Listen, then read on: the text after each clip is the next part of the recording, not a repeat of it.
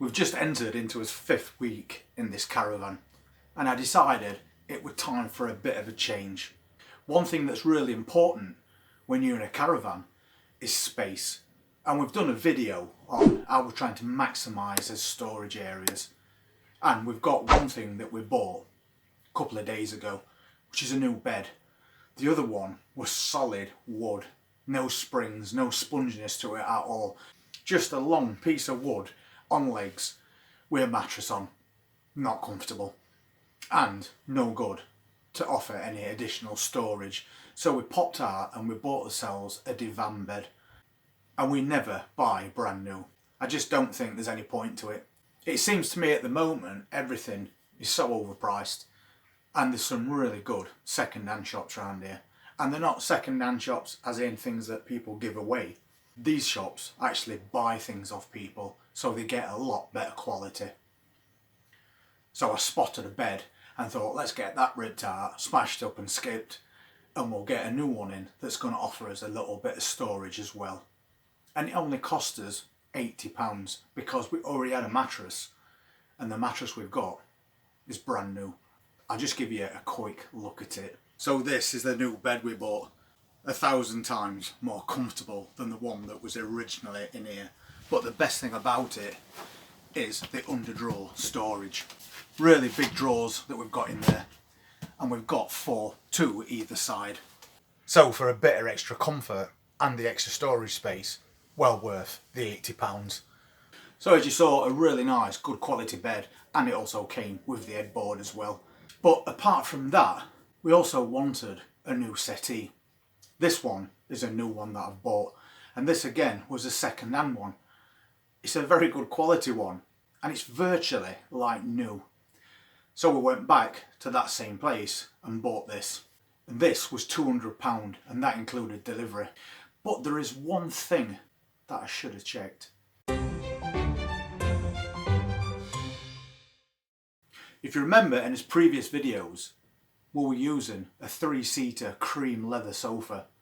But the thing is, with leather settees, they're very warm in summer, so you're constantly sticking to them if you're wearing a t-shirt. But more importantly, they're very cold in winter, and the last thing you need in a caravan is something that makes you colder.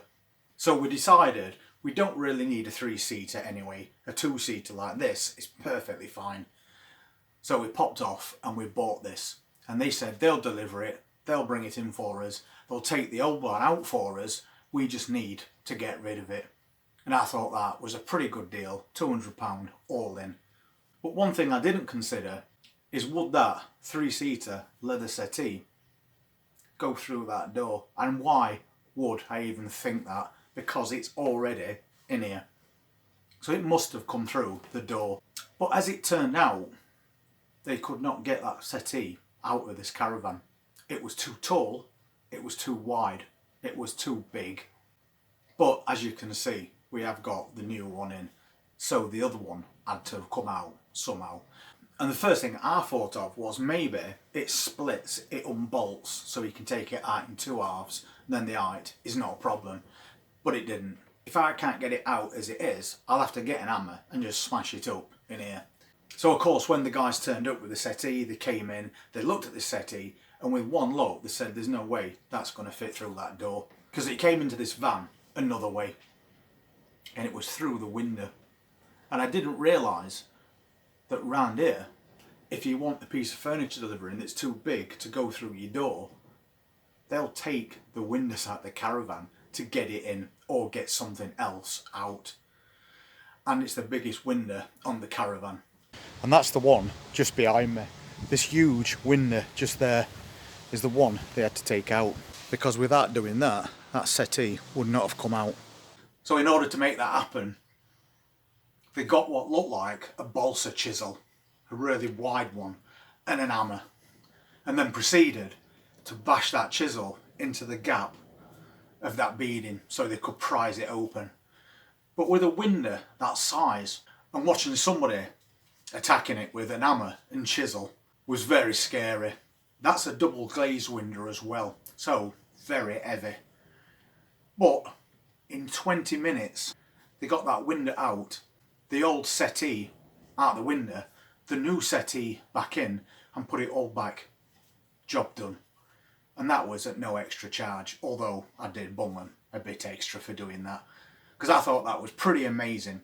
And it's something I should have thought about. It's something I probably should have checked, but I didn't, because I assumed if it's in, it's easily gonna go back out. But things in a caravan are a little bit different. They've got their own ways of doing things. So I know that if I want something that's too big to go through that door, I can quite easily get them to take a window out so we can get it in. But we only needed a small settee, and this one will go through that door. But it just goes to show that compared to actually being in an house, there's little things that are worth thinking about before you make that purchase, and that never crossed my mind. But thankfully these guys sorted that little problem out. And it has been a bit of a week. You never know what's going to happen. I noticed a few days ago that when I went into the toilet, the carpet was a bit wet. So I checked around that and I realised that the pipe at the bottom, the waste pipe, was wet, and it was the water coming in from the tank. So I thought that's probably going to be a simple fix. We'll just buy a tube of silicone sealer, put loads and loads around it and it'll sort it out.